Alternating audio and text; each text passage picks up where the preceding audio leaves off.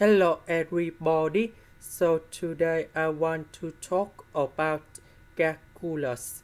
The topic today is about integration. So now I want to show you how to answer. We need to use about integration by substitution. So I will put about u equal to 2 minus 3 cosine x.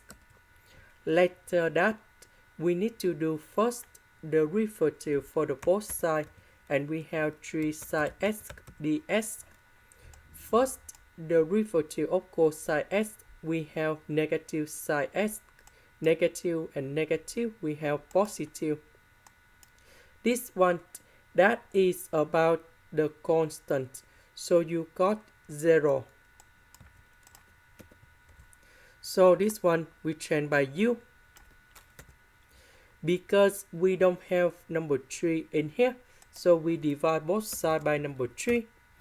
And we need to change sine s ds into du over number 3.